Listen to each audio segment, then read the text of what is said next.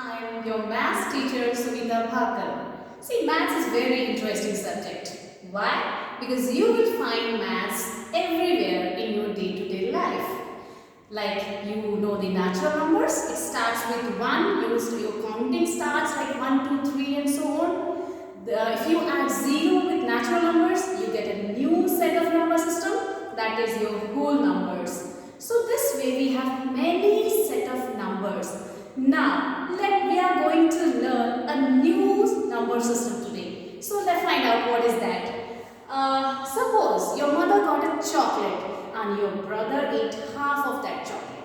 See, this is a chocolate and your mother divided it into 2 equal parts and your brother ate this much, half part. So how do you say this? How much chocolate your brother had? Half of the chocolate. So how do you represent that half? Yes, that means he ate 1 part out of 2 parts. So we write 1 out of 2 parts, and this 1 by 2 is known as fraction number, and we are going to learn about fraction numbers and many more about fractions. So this is 1 by 2. Now we further call this 1 as numerator. Numerator.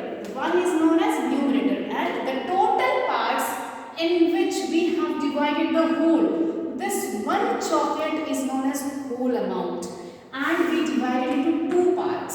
So this 2 is known as denominator, and we also call it whole, right? Now let's understand with another figure. See, I have divided this figure into 3 equal parts and I have shaded 2 parts. If I ask you, how do you represent this number? How many shaded parts here? So you will say 2 shaded parts out of 3. So we represent this number 2 upon 3, where 2 is numerator and 3 is denominator. 3 represents the whole of the figure. And we have divided this figure into 3 equal parts. And if I ask you, how do you represent the shaded portion? 2 upon 3. Similar way, suppose this is a pizza and this slice you had. So how would you represent this slice? Of course, we have 4 equal parts, and this slice will be represented as 1 upon 4, as we divided the whole pizza into 4 equal parts. Now another example, we have this triangle and we divide it into 4 equal triangles. So this will be represented as 1 by 4. So what we come to know here? Fraction is a number which can be represented in the form of P by Q, where P is numerator, Q is denominator. P or numerator means the shaded parts, and denominator and Q means the total parts. So we will learn more about the fractions now.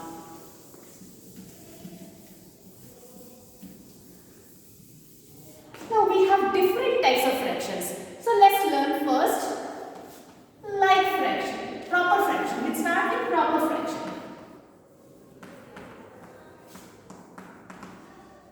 See, look at these examples. 1 upon 2, 3 upon 4, 5 upon 7.